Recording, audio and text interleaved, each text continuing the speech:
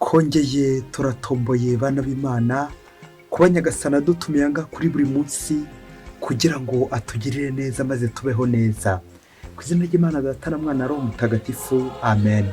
Amahoro bana b'Imana, ni muhumure, Imana iradukunda, ije kutumurikira kuri wa kane w'icyumweru cya kane gisanzwe, ubwo duhimbaza umunsi mukuru Yezu aturwa Imana mu Ngoro Ntagatifu. Ngaha amasomo adufasha kugana mu Ngoro y'Imana kugira ngo natwe koko twitagatifuze. Isomo ryo mu gitabo cy'umuhanuzi Malakiya, umutwe wa 3 umurongo wa 1 kugeza ku wa 4. Nyagasani uhoraho aravuze ati, ngaha ngiye kohereza intumwa yanjye kugira ngo intunganyirize inzira. Nibwo umutegetsi mushaka azaza mu ngoro ye abatunguye. Koko rero umumarayika w'isezerano mwifuza nguyu yaraje. Uwo n'uhoraho umugabo w'ingabo ubivuga. Ninde uzihanganira umunsi azazaho? Ninde uzakomeza agahagarara igihe azigaragariza? Azaba ameze nk'umuriro w'umucuzi cyangwa nk'isabune y'umumeshi. Azicara hamwe kugira ngo ashongeshe kandi asukure. Azasukura bene Levi, abayungurure nk'uko bagenzereza zahabu na feza, maze bazegurirwe uhoraho kugira ngo bahereze amaturo bakurikije amategeko. Ubwo rero amaturo ya Yuda na Yerusalemu azongera kunyura uhoraho, mbese nko hambere mu myaka ya kera. Iryo ni ijambo ry'Imana. Zaburi ni ya 24. Ikuzo niharirwa umukiza uturutse ku Mana, niriharirwa woherejwe na Nyagasani. Marembo ni mwaguke, namwe miryango ya kera na kare nimukinguke, maze hinjira umwami wuje ikuzo. Uwo mwami wuje ikuzo yabarinde, n'uhoraho umunyabubasha, umudatsimburwa, n'uhoraho umudatsimburwa ku rugamba. Marembo ni mwaguke, namwe miryango ya kera na kare nimukinguke, maze hinjira umwami wuje ikuzo. Uwo mwami wuje ikuzo yabarinde, uhoraho umutegetsi w'ingabo, niwe mwami wuje ikuzo. Nyagasani Yezu nabane namwe. Amagambo mu Ivanjili Ntagatifu yanditswe na Luka, umutwe wa 2 umurongo 22 kugeza ku 32. Muri icyo gihe umunsi w'isukurwa ryabo wategetswe na Musa uragera, ababyeyi ba Yezu bamujyana i Yerusalemu kumutura Nyagasani, nk'uko byanditse mu giteko rya Nyagasani ngo umuhungu wese w'imfura azaba intore y'umwihariko wa Nyagasani. Bari bajyanye kandi no gutura igitambo cy'intunguro 2 cyangwa intume 2 bakurikije itegeko rya Nyagasani. Icyo gihe Yerusalemu hari umuntu witwaga Simewoni. Yari intungane kandi yubaha Imana. Yarategereje ihumure rya Isiraheli kandi Roho Mutagatifu yari amurimo. Byongeye Roho Mutagatifu yari yaramuhishuriye ko atazapfa atabonye Kristo wa Nyagasani. Nuko Simewoni aza mu ngoro yubwirijwe na Roho Mutagatifu. Igihe ababyeyi b'umwana Yezu bamuzanye ngo bamurangize uko byategetswe, nawe amwakira mu biganza bye, ashimira Imana avuga ati, Nyagasani, noneho sezera umugaragu wawe mu mahoro nk'uko wabivuze. Kuko amaso yanjye yabonye agakiza kawe wageneye imiryango yose. Niwe rumuri ruboneshereza abanyamahanga, akaba n'ikuzo ry'umuryango wawe Isiraheli. Iyo ni Ivanjili Ntagatifu. Bakristo bavandimwe, Yezu Kristo akuzwe. Kristo urumuri rw'amahanga nataye mu mitima yacu, tumubone maze tumwereke abandi buri munsi. Aha tugeze ni Nyagasani duhamagaye, aratumurikiye agira ngo natwe koko tubone. Iyo uri kumwe na Nyagasani urabona, ho Kristo niwe rumuri koko, urumuri nyakuri. Ngaya masomo adufasha kwegerana n'Imana kuri umunsi mukuru tariki 2 Gashyantare 2023, ubwo duhimbaza Yezu aturwa Imana mu ngoro. Nibukiro rya 4 mu bikiro kwishima, Yezu aturwa Imana mu ngoro, dusaba inema yo kumvira abadutegeka. Amen. Turaza kuzirikana uburyo Bikira Mariya na Yozefu bumviye Imana bagakurikiza amategeko, ngo nuko ku munsi wa 40 bakajya mu ngoro gutura Yezu Imana, akana umunsi w'isukurwa. Bityo rero bagasukurwa koko.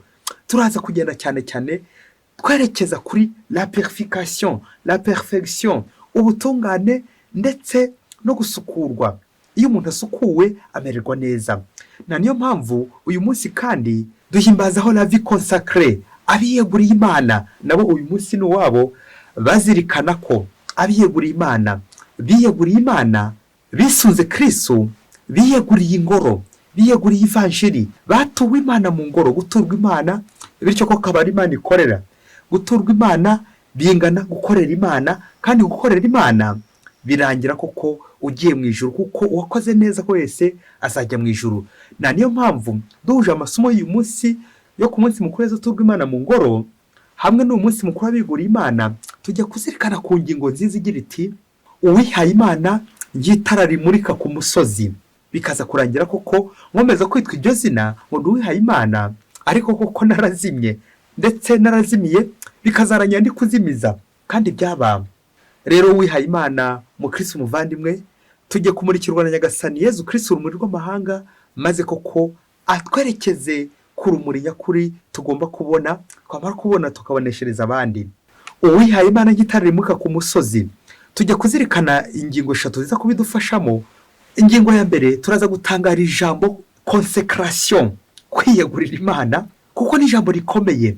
Ingingo ya kabiri, turaza kuzirikana ku rumuri nyakuri Yezu Kristo urumuri rw'amahanga. Ingingo ya gatatu niho tuza kuzirikana noneho Uwihayimana nk'itara rimurika ku musozi. Nawe rero ndakwifuriza ko tuza kurangiza umaze kubona ko nawe utari kubona, usigaje kurahura ku rumuri rwa Kristo, kugira ngo koko ubone Yezu Kristo, ubone urwo rumuri rwa Kristo, umutima wawe habone, nanjye yanjye habone, maze ko tuze gutangaza urwo rumuri ku misozi yacu, aho turi, muri za community zacu, mu bigo byacu, tuhatangaza urumuri rwa Kristo, kuko Yezu Kristo nyine agiye gutwigaragariza ubwo agiye gutambuka ngaha mu ngoro zacu, ingoro y'Imana, ingoro ntagatifu, bityo umutima wanjye nanjye ukaba ingoro y'Imana, wiyeguriye Imana koko. Ingingo ya mbere, tujye gutangarira ijambo la consécration.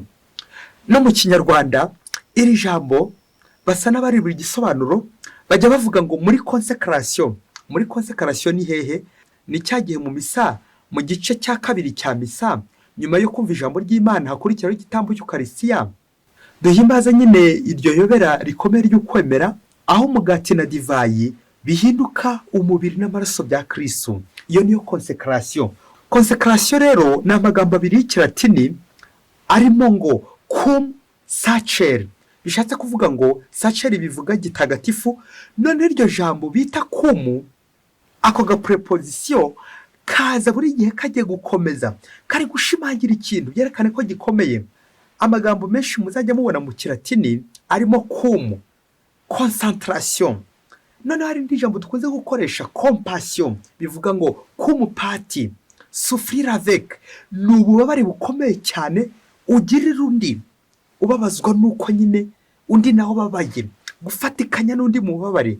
Aho ni amagambo aba akomeye cyane, nanjye kuvuga kagashe cyane, cum sacere, amagambo akaze cyane, ni ubutagatifu, ariko noneho ku buryo bwose bwimbitse cyane, ubutagatifu ku buryo bukaze cyane, ku buryo bukomeye cyane. Bigatundisha ko twabyumvise mu isomo rya mbere ndetse n'ivanjiri, la purification, pureté, ubutungane, ubuziranenge. Ubundi ni ngaho iri jambo ryakavuze ngo ubutagatifu, ubutungane, ubuziranenge, ariko tuzirikana ngo nta muntu hano ku isi uri intungane usibye Imana yonyine. Na niyo mpamvu buriya ngiye ku giti cyanjye numva nagira ikimwaro n'isoni kuba nakumva ngo ndi Uwihayimana simple masumbuko ka je suis, najya kumva nkumva ngo na consécration, ndi kwitiranwa hafi na consécration, biteye ikimwaro, biteye n'isoni kuva koko nitiranwa na Yezu. Urwo rugendo rw'umugati na divayi byindura mu n'abaso bya Kristo ntago tubikwiye. Na nibyo cyinshi dukunze kuzirikanaho igihe tugize amasezerano imbere y'Imana, la vie consacrée, ntubikwiye. Ariko nubwo ntabikwiye, ni Nyagasani nyine uzashoboza, nguko ko Kristo adatora gusa abashoboye, ahubwo abatoye nyine aranabashoboza. Nguko ko nubwo nagira ubwoba, consécration, kumva iryo jambo koko ntarindi kwiye ko naryitira cyangwa ryanyitirirwa, ariko nkanazirikana ko ari Kristo niwe utagatifuza, niwe nyirizina utunganye, kandi nani utunganya. Nanjye rero iyo nje imbere ya Nyagasani comme consacré, Uwihayimana, wiyeguriye Imana, ntabwo mbaje nk'umuntu washyitse, ahubwo nza nk'umuntu uri ku rugamba, uri gutakambira Nyagasani kugira ngo ajye gute antagatifuze naho gutagatifuze. Ngo Uwihayimana nuzirikana ko akiri umunyantege nke, ko akiri kurwana, ko atararangiza urugamba yahamagariwe rwo kurwana n'ikibi, kuko akiri hano ku isi ari kurwana kugira ngo abe intungane asukurwe. Ngibi bya byago duhura nabyo, ndetse yewe nibyo byose bigenda bidusukura buri kanya, buri munsi, buri kanya, maze nanjye igihe n'igihe koko ku ndunduro Nyagasani nanjye koko nkazamwiyegurira koko bikwiye. Rero Abihayimana, bapadiri, masere, frere, nimukajye mwirara ngo twiyeguriye Imana rwose, turi abana b'Imana, turi abantu b'Imana, twihaye Imana. Abarundi bo bagira ijambo ryiza bati uwihebeye Imana. Aha hari igihe umuntu yirara akagira ngo yarashyitse, nyamara nturashyika, uracyari mu rugendo, ntabwo urashyika kuko uzashyika neza nugera kuri perfection finale mu ijuru. Aho ngaho nyine ijuru nibwo butungane nyakuri. Ariko tukazirikana ikintu gikomeye cyane, ko uwiyeguriye Imana ubuzima baye hano ku isi bushushanya ubuzima tuzabamo hehe mu ijuru. Ubuzima bwo kudashaka, utari kumwe n'umugore, utari kumwe n'umugabo, ahubwo urangamiye Kristo wenyine, urangamiye Imana. Ubuzima bwo kureba Imana imbona nkubone, nicyo Abihayimana biyegura Imana bashushanya mu buzima bwa hano ku isi, cyane cyane umugenzo wo kudashaka, kwegukira Imana ukayegurira burundu nk'uko Yezu Kristo yiyegurira aturwa Imana mu Ngoro Ntagatifu. Yezu Kristo aturwa Imana mu Ngoro Ntagatifu, dusaba inema yo kumvira abadutegeka.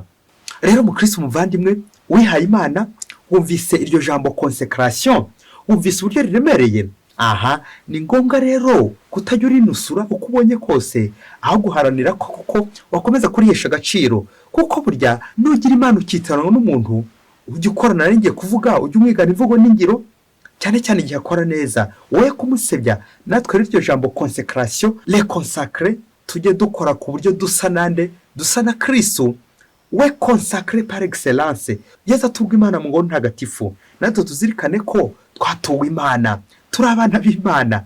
Umukristo wese yava akagera muri batisimu aba yiyeguriye ingoro, ababaye uwihaye Imana.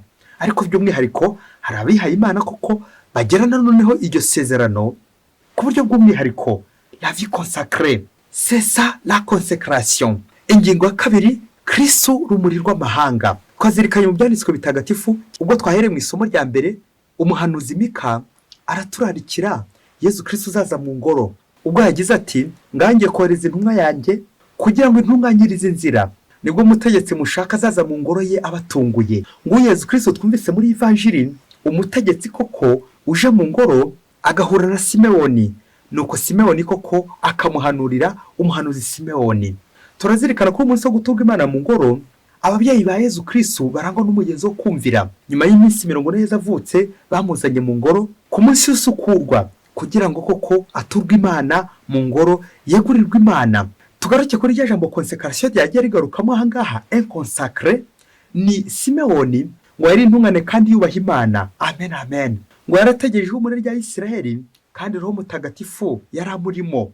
Ako kantu bakristo bavandimwe, kuba Roho w'Imana ndimo, koko ngakomeza gutegereza, ngategereza amasezerano Yezu Kristo, ko Yezu Kristo aza mu ngoro kugira ngo akomeze kuntagatifuza. Turazirikana ubuhanuzi bwa Simewoni ukora kuri Yezu mu biganza bye. Bya biganza bikora kuri Yezu bigakora neza, bya biganza bikoze kuri Yezu bidakora. Nibwo Simewoni koko atangaje Yezu Kristo ng'urumuri rw'amahanga, ubwo yagize ati niwe rumuri ruboneshereza amahanga, akaba n'ikuzo ry'umuryango wa Isiraheli. Amen amen amen. Lumen gentium, la lumière des nations.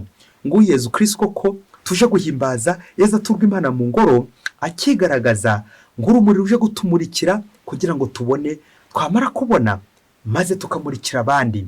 Nguyu koko wihaye Imana wigana Yezu Kristo, akamwigana ivugo n'ingiro, maze koko urwo rumuri akomora kuri Kristo nagakomeza agenda amurikira ahandi hose ku musozi ariho ayo mahanga, nawe koko akomeza kuba urumuri ku musozi.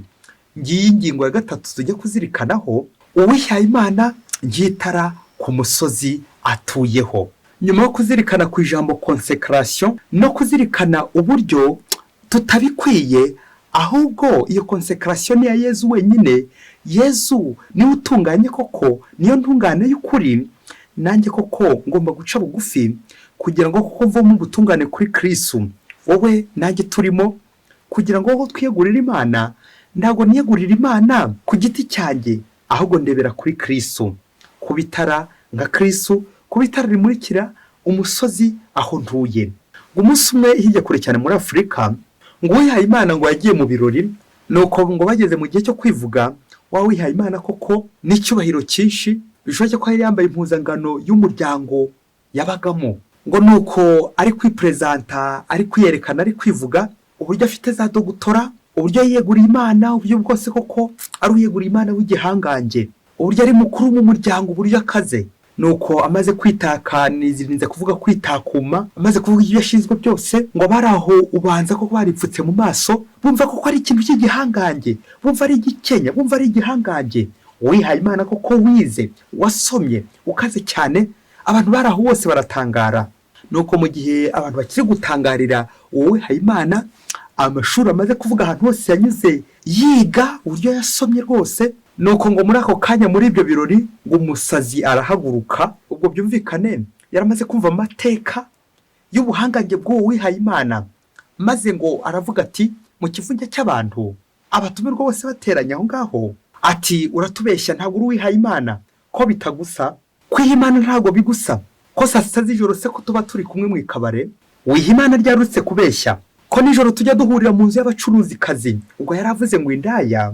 Uwihayimana ryari, ko amanyanga y'abajura bose nawe nyagusangamo, Uwihayimana ryari, uratubeshya ntabwo bigusa, ko imanza zose z'amahugunge njyamo kandi nkanazihosha ko akenshi uba urimo, Uwihayimana ryari, uratubeshya. Nuko ngo umusazi ngo maze kurondora ahantu hose ajya ahura n'Uwihayimana, aho mu bigunda, mu mikokwe, mu mifurege, mu bihuru, mu bigunda n'ahandi hose, nirinze kuvuga hadahisha Imana ikuzo n'icyubahiro.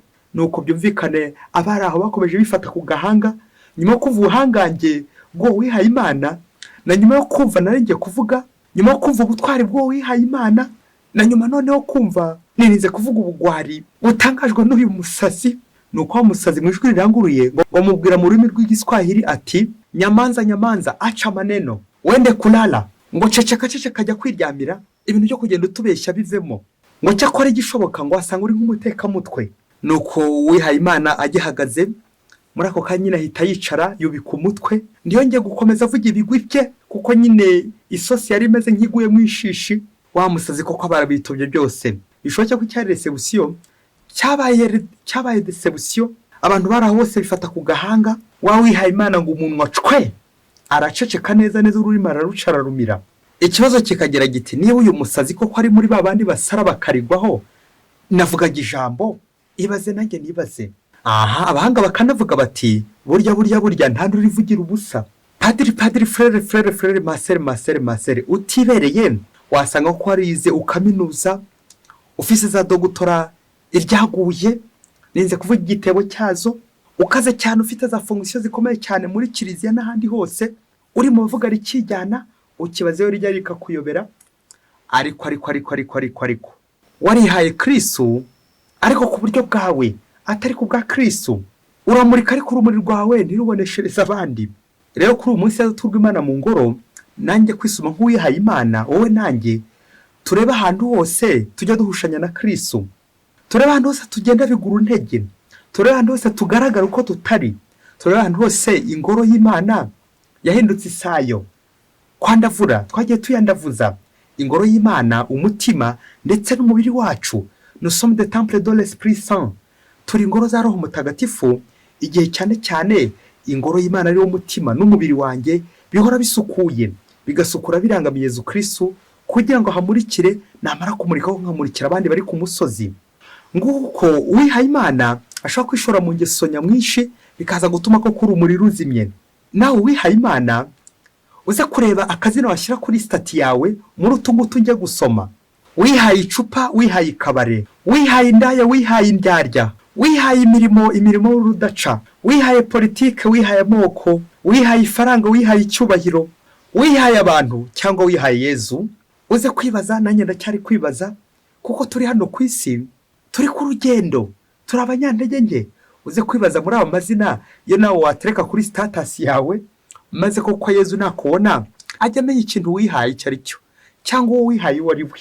Uyu munsi wo kwegurira Imana ukongera kureba stati zacu, urebe ibyo wihaye, urebe koko niba nawe utari muri uriya musazi yavugiraho akaba yakurondora, kandi koko umunsi umwe uzagera tujya ku karubanda.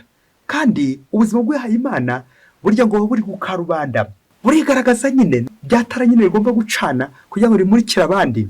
Rero abakristo bavandimwe, tujye tuzirikana ko itara rimurika ku musozi rifite ingorane nyinshi rihura nazo, harimo kunyagirwa, imvura y'amahindu, ivumbi, imiyaga, umukungugu. Ibi byose bikaba byashobora kurizimya, bityo urumuri rwayo ntirugere kure, bikaza kurangira ingiro n'imyotsi, ivumbi byose ripfukiranye. ryongere kwaka ngutwo twa dukoko de parasite indiririzi tukaba twarihomye kuri iryo tara bikaza kurangira kuko ritakiri kumurika kuri wa musozi. Ibyo none bigatwerekeza ku ngeso mbi za zindi koko zizimya itara rya Kristo urumuri rw'amahanga, bikaza kurangira kuko tutakibonesha, dusigaye twikorera za skandale, tukagusha abandi, desinsanite desinterote, twiberaho mu buzima bwo kwandura, bwo kwandavuza, kwiyandarika n'izindi ngeso mbi nyinshi cyane. Izo ngeso mbi zikingiriza Yezu Kristo urumuri nyakuri ruboneshereza amahanga yose, bikaza kurangira ndi kuzitira Yezu Kristo, ndi kubangamira urumuri rwa Kristo. Kandi koko ndi Uwihayimana, kandi byaba uyu munsi yanjye ndi buze kwisuzuma ndebe koko niba amasezerano yanjye ntarayahindura cyangwa ntarayihinduye, niba koko ari Imana ikiri mu mugambi wanjye ko nayihaye. Wa musore ashobora kuzambaza ikibazo kera kabaye ati ko mbona bitagusa, ko tujya duhurira hahandi tugakora kwa kundi tukagenza nk'aba bandi. Nirinze kuvuga abana b'icuraburindi, abana b'umwijima, nguko rero ko Uwihayimana agomba gusana nyirawo, usana se nyine Yezu Kristo, ugasana Yezu Kristo. Ni ukubiharanira kuko Yezu Kristo niwe utunganye by'ukuri, nawe icyacu ni ukumwigana. Byumvikane turi abanyantege ntitwabyigezaho uko bikwiye, ariko gerageza, nanjye ndi kugerageza, turwana urugamba buri munsi kuko Kristo koko adusanga naho ngaho mu ntege nke zacu. Nuko rero se Uwihayimana, ikimenyetso utanze kuri Uwihayimana ni ikihe? Ni ikanzu se? Ni ivara se? Ni igishura se? Ni ingofero se? Ni urufunguzo se? Ni inkoni se? Ni amazu meza mubamo se? Pawulo ati ibyo byose nta cyantandukanya n'urukundo Yezu Kristo yankunze. Amen, amen, amen. Yezu Kristo aturwa Imana mu ngoro, dusaba inema yo kumvira abadutegeka. Mwese Imana ibaho umugisha. Imana Data na Mwana na Roho Mutagatifu. Amen. Padiri Musumbuko Ladislas wa Diyosezi ya Cyangugu.